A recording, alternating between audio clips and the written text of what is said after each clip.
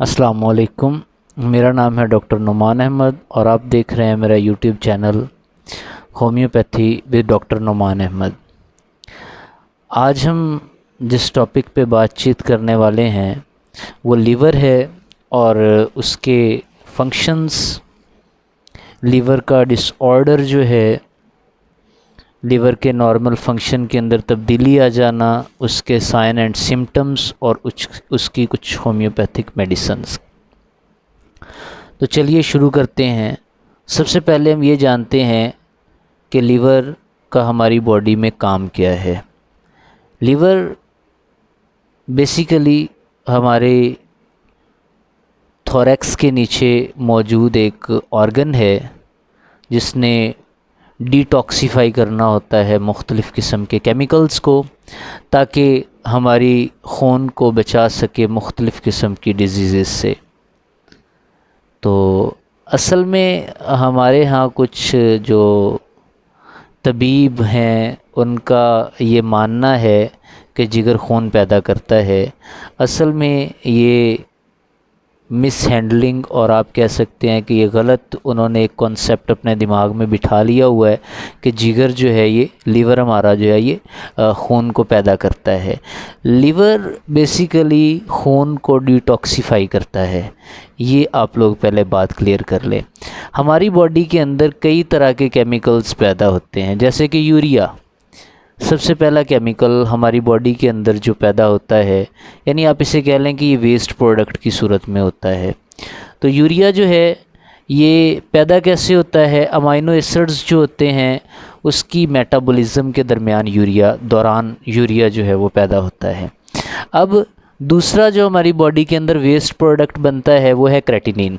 Creatinine muscle creatinine की वजह से पैदा होता है, यानी जब मसल क्रेटिनिन कह लें कि उसके फंक्शन के अंदर या मसल्स के अंदर कोई चेंजिंग आती है तो उससे मसल क्रेटिनिन जो है वो प्रोड्यूस होती है, जिससे क्रेटिनिन पैदा होता है। ये भी एक वेस्ट प्रोडक्ट होता है। अच्छा, अब इसके बाद जो अगला हमारी बॉडी के अंदर वेस्ट मटेरियल पैदा होता है या आप कह लें कि वेस्ट प्रोडक्ट है वो यूरिक एसिड है। और यूरिक एसिड हमेशा के लिए न्यूक्लिक एसिड जो है उसकी मेटाबॉलिज्म के दौरान पैदा होता है। इसके बाद बिलिरुबिन है।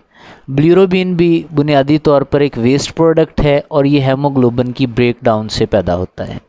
इसी तरह मेटाबॉलिज़ और टॉक्सिन्स हैं। टॉक्सिन्स जब हम कोई जहरीली चीज़, पेस्टिसाइड्स और इस तरह की चीज़ जो होती है वो इस्तेमाल कर लेते हैं तो उससे टॉक्सिन्स पैदा होते हैं। वो भी जहरीले प्रोडक्ट होते हैं, हमारे खून के अंदर रह कर के वो हमारी कह लें कि बॉडी को नुकसान दे सकते हैं। तो जिगर इन सब चीज़ों को डिटॉक्सिफाई करता है। असल में होता क्या है कि जब हमारी बॉडी के अंदर हम कोई ऐसी चीज़ निगल लेते हैं जो थोड़ी सी जहरीली होती है, जैसे कि आप कच्चा नक्स वोमिका खा लेते हैं, कुचला जिसे आप कहते हैं, तो उससे जहरीला पदार्थ बॉडी के अंदर बनना शुरू हो जाता है, खून के अंदर जाता है, वो जाके जिगर के नॉर्मल फंक्शन को डिस्ट्रॉय कर देता है, जिससे जिगर डिसीज़ होने का ख़तरा होता है। अच्छा, ये तो थे हमारी बॉडी के जो वेस्ट प्रोडक्ट हैं। लीवर का मैंने आपको बता दिया। लीवर का जो मेन फंक्शन होता है इन सब चीज़ों को डिटॉक्सिफाई करना होता है, यानी जहरीले प्रोडक्ट्स को जिगर ने डिटॉक्सिफिकेशन के बाद जो नॉर्मल ब्लड है उसे बॉडी के अंदर सर्कुलेट के लिए भेज देना होता है। अब जिगर का कुछ फेल है, जिगर का कुछ काम है। जिगर का जो सबसे पहला और बुनियादी काम है वो तो आपको बता दिया, डिटॉक्सिफिकेशन करना है। उसके बाद जो जिगर का अगला काम है वो है स्टोरेज करना, यानी जो जिगर होता है इसके अंदर कुछ चीज़ें हमारी बॉडी की स्टोर होती हैं। जैसे यूरिया है, यूरिया सिंथेसाइज भी होती है और यूरिया स्टोर भी होती है। अब इसी तरह यूरिया के साइकिल को मेंटेन करना वो भी लीवर के फंक्शंस में आता है। इसी तरह आप मुख्तलिफ़ किस्म के लीवर के जो फंक्शन है उन्हें आप इस तरह एक्सप्लेन कर सकते हैं, जैसे कि स्टोरेज करना, स्टोरेज के बाद उन्हें डिटॉक्सिफाई करना, डिटॉक्सिफिकेशन के बाद जो किडनीज़ की हेल्प करना, ताकि जो किडनीज़ हैं वो नॉर्मल तरीके से उन डिटॉक्सिफिकेशन को बाय यूरिन जो लीवर ने जिनको डिटॉक्सिफाई किया होता है उन केमिकल्स को बॉडी से निकाल सकें। तो ये थे लीवर के काम। अब हम जानते हैं कि इनके नॉर्मल फंक्शन में जब तब्दीली आती है तो कौन कौन सी डिजीज़ पैदा होने का ख़तरा होता है। बाज़ औक़ात तो लीवर जो है वो फैटी हो जाता है, मीन उस पर फ़ैट की एक परत चढ़ जाती है, फ़ैट की एक तह चढ़ जाती है। बाज़ औक़ात जिगर के जो पट्टे होते हैं वो थोड़े से सख्त हो जाते हैं, जिसे साइरोसिस कहते हैं, और इससे भी जिगर की डिज़ीज़ लाहिक होने का ख़तरा है। इसके अलावा हेपाटाइटिस है। हेपाटाइटिस के अलावा आप देखें तो यरकान, जंडस, आँखों का पीला हो जाना, भूख का कम लगना, ये सारी अलामात और अलामात के साथ मैं आपको लीवर की डिजीज़ बता रहा हूँ। अब ये लीवर की डिजीज़ क्यों होती हैं? कुछ तो इसके जेनेटिक काजेज़ होते हैं और कुछ काजेज़ जो हैं वो हमारी ख़ुराक की वजह से बन जाते हैं, और जो मेन काज इसका है वो अल्कोहल कंज़प्शन है। अल्कोहल कंज़प्शन होने की वजह से भी हमें ये बीमारियां लगने का ख़तरा होता है। काफ़ी हद तक बीमारियां जो हैं वो अल्कोहल कंज़प्शन जो लीवर से रिलेटेड होती हैं वो हमें लाहक होने का ख़तरा होता है। इसी तरह अगर हम बात करें वायरसेस की, तो वायरसेस भी काफ़ी हद तक हमारी बॉडी के अंदर जिगर डिसऑर्डर में हमारी बॉडी को ख़त्म करने में, और कह लें कि जिगर के नॉर्मल फंक्शन को डिस्ट्रॉय करने में वायरसेस का भी बड़ा किरदार है। हेपाटाइटिस एक वायरस ही तो है, तो एच वायरस इसे कहते हैं। Hepatitis A, B, C, D, E, ठीक है, मुख्तलिफ़ किस्म की हेपाटाइटिस जो है वो हमारी बॉडी में लाहिक होने का ख़तरा होता है। बाज़ औक़ात लीवर का जो है वो सरतान भी हो जाता है, जिससे आप लीवर कैंसर कहते हैं।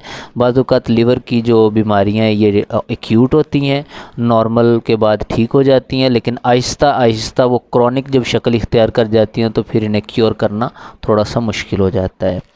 ये थी लीवर की बीमारी। अब हम बात करते हैं लीवर के यूरिया साइकिल की। लीवर का यूरिया साइकिल कैसे होता है? एक CO2 का मॉलिक्यूल और एक अमोनिया का मॉलिक्यूल, जब ये दोनों एक दूसरे के साथ कंबाइंड होते हैं और इनके साथ एक मॉलिक्यूल ऑर्थिनीन का वो मिलता है, ऑर्थिनीन का मॉलिक्यूल मिलने से सिट्रोलिन बनती है। अब सिट्रोलिन जब इसके साथ दूसरा नाइट्रोजन का मॉलिक्यूल मिलता है तो इससे आर्गेनीज बनती है, और आर्गेनीज आर्गिनिन जो है ये आर्गेनीज एंजाइम के साथ मिलकर दोबारा स्प्लिट हो जाती है। स्प्लिट होने से एक ऑर्थिनीन बनती है, एक मॉलिक्यूल ऑर्थिनीन का बनता है, और फिर से अमोनिया जो है और इसके साथ ही यूरिया सेक्रेट होती है। ये पूरा यूरिया साइकिल है जो कि हमारी बॉडी के अंदर हमारे लीवर ने कंट्रोल करना होता है, और यूरिया साइकिल पूरा लीवर कंट्रोल करता है। तो लीवर की सारी कंडीशंस जानने के बाद, लीवर की बीमारियां जानने के बाद, हम बात करते हैं उसकी कुछ होम्योपैथिक मेडिसिन के बारे में। मैं बताऊंगा होम्योपैथी में हम कैसे इसका इलाज कर सकते हैं विद इन 30 to 2 months, या आप कह लें कि 30 डेज़ लगते हैं या 2 मंथ लगते हैं क्योर होने में, और आहिस्ता आहिस्ता जब उसका आप 3 माह तक या 4 माह तक या 5 माह तक आप उसका इस्तेमाल करते हैं, मैक्सिमम 5 से 6 माह लगते हैं, लीवर की ऑलमोस्ट सारी डिजीज़ जो हैं वो ख़त्म हो जाती हैं। इल्ला ये कि सरतान ना हो या कैंसर ना हो, उसके लिए लंबा अरसा लग सकता है, लेकिन फिर भी परेशान होने की ज़रूरत नहीं है। होम्योपैथी के अंदर हर चीज़ का इलाज मौजूद है। अल्लाह तबारक व तआला ने फरमाया हुआ है कि मैंने हर चीज़, हर बीमारी का इलाज जो है वो पैदा किया है, यानी बीमारी को पैदा करने से पहले उसका इलाज भी मैंने पैदा किया है। 2 चीज़ों के अलावा, जो कि मौत और बुढ़ापा है। जब इंसान के ऊपर बुढ़ापा तारी हो जाता है या मौत आ जाती है तो फिर कोई भी मेडिसिन उस पर असर नहीं करती। तो बिल्कुल भी परेशान हुए बगैर जो मैं होम्योपैथिक मेडिसिन्स बता रहा हूँ वो किसी अच्छे होम्योपैथिक मेडिकल स्टोर से ले लेनी है। मैं यहाँ पर हर एक मेडिसिन की पिक्चर लगा दूँगा ताकि आप लोगों को अच्छे से पता चल जाए, और किसी मसनद होम्योपैथिक स्टोर से आपने ये मेडिसिन लेनी है। जर्मनी की ले लें तो सबसे बेस्ट है। अगर आप पाकिस्तान में रह रहे हैं तो डॉक्टर मसूद की भी चल जाएंगी। अगर आप इंडिया में रह रहे हैं या कहीं और रह रहे हैं तो आप ऑनलाइन भी इन्हें मंगवा सकते हैं। SBL की आप ले लें या डॉक्टर रेगवेग की ले लें। डॉक्टर रेगवेग की बहुत अच्छी मेडिसिन होती हैं तो काबिल एतमाद हैं। चलिए मैं आपको पहली मेडिसिन बताता हूँ जो मैं अपने होम्योपैथिक क्लिनिक में अक्सर यूज़ करता हूँ। उस होम्योपैथिक मेडिसिन के 2 नाम हैं, मैं दोनों आपके साथ शेयर करता हूँ और साथ एक पिक्चर लगा देता हूँ। पहली मेडिसिन जो मैं मदर टिंचर में यूज़ करता हूँ वो है एंड्रोग्राफिस पेनिकोलेटा। एंड्रोग्राफिस पेनिकोलेटा का दूसरा नाम कालमेघ है। यहाँ पर मैं पिक्चर लगा देता हूँ, आप ज़रा अच्छे से इसे देख लीजिए। ये आपने मदर टिंचर में लेनी है। जो दूसरी मेडिसिन मैं अपने होम्योपैथिक में इस्तेमाल करता हूँ क्लिनिक में, वो है चियोनेंथस। चियोनेंथस भी आपने मदर टिंचर में लेनी है, क्यू में लेनी है। तीसरी मेडिसिन जो मैं आपको बता रहा हूँ, साथ ही मैं पिक्चर लगा देता हूँ, तीसरी मेडिसिन है चिलोडोनियम। चिलोडोनियम भी आपने मदर टिंचर में लेनी है, मैं साथ में पिक्चर लगा रहा हूँ, आप इसे अच्छे से देख लें। इन तीनों मेडिसिन्स को आपने होम्योपैथिक मेडिकल स्टोर से ले लेना है। इन तीनों होम्योपैथिक मेडिसिन्स को आपने मिक्स कर लेना है इक्वल क्वांटिटी में। 100 ml की एक फ़ाइल ले लें और 10-10 ml की या 20-20 ml की आप तीनों शीशियाँ ले लें, या 30-30 ml की आप ले लें। इन तीनों शीशियों में से मेडिसिन्स को निकाल के 100 ml के अंदर मिक्स कर लें। 20-20 ड्रॉप्स दिन में 3 से 4 दफ़ा आप इस्तेमाल करें, बहुत ही अच्छे रिज़ल्ट्स मिलेंगे। और आपका जिगर का जो भी प्रॉब्लम है, जिगर के मसाइल में सबसे पहला मसला तो ये आता है कि स्टूल का कलर पेल हो जाता है, थकावट होती है, बॉडी के अंदर सुस्ती आ जाती है, हमारी बॉडी और इसके साथ जो तिली होती है उसके वायरस भी आ जाते हैं, स्टोमिक डिसऑर्डर भी हो जाता है और कई बीमारियां इंसान को लगने का ख़तरा होता है। तो सुस्ती हो जाए, यरकान हो जाए, जंडस हो जाए, किसी किस्म का आपको स्टूल प्रॉब्लम हो जाए, यूरिनेशन का कलर जो है, यूरिन का कलर पीला हो जाए, या कोई और मसला हो, तो आप बेझिझक इन दवाइयों को इस्तेमाल कर सकते हैं अगर आपको जिगर का आर्ज़ा है। वैसे LFT टेस्ट होता है, उस टेस्ट को करवाने के बाद LFT लिवर फंक्शन टेस्ट होता है, उसको परफॉर्म करने के बाद आप इन मेडिसिन को यूज़ करें। अगर फिर भी आपको दिक्कत होती है तो आप मुझसे रब्ता कर लें। मैं अपना यहाँ पर नंबर व्हाट्सएप लिख देता हूँ, आप दोस्तों व्हाट्सएप पर कॉल कर सकते हैं, मुझे SMS कर सकते हैं। कोशिश करें SMS करें, अपनी रिपोर्ट सेंड करें, मैं उन रिपोर्ट्स को पढ़ के आपको कुछ होम्योपैथिक मेडिसिन्स के बारे में बता दूँगा। आप टेक्स्ट मुझे कर सकते हैं रात 8 बजे से लेकर 10 बजे तक। आप ऑनलाइन अपॉइंटमेंट भी फ़िक्स कर सकते हैं मेरे साथ, मैं आपको होम्योपैथिक मेडिसिन्स बता दूंगा। अच्छा, इसके अलावा जो मैं 30 CH पोटेंसी में यूज़ करवाता हूँ, वो पहली मेडिसिन है नक्स वोमिका। नक्स वोमिका आपने 30 CH पोटेंसी के अंदर लेनी है और इसके आपने 2 बूंद रात को सोते हुए ज़ुबान पे टपका लेने हैं। बहुत ही अच्छे नताइज मिलेंगे, क्योंकि जिगर के साथ साथ मैदा का भी डिसऑर्डर होता है और जिगर का मसला जो है ये थोड़ा सा सीरियस होता है, इसलिए हम नक्स वोमिका का यूज़ करवाते हैं। और नक्स वोमिका के साथ जो दूसरी मेडिसिन मैं अपने होम्योपैथिक क्लिनिक में यूज़ करवाता हूँ, उसे हम मॉर्निंग में देते हैं, वो है arsenic iodide. Arsenic iodide fatty liver की सूरत में दी जाती है, या जब साइरोसिस हो जाता है या जब हेपेटाइटिस वगैरह होती है तो हम इसका यूज़ करवाते हैं। बहुत ही अच्छी मेडिसिन है। इसमें जो सबसे छोटी की मेडिसिन मदर टिंचर में मैंने बताई है, एक चिलोडोनियम है और दूसरी कालमेघ यानी एंड्रोग्राफिस पेनिकोलेटा।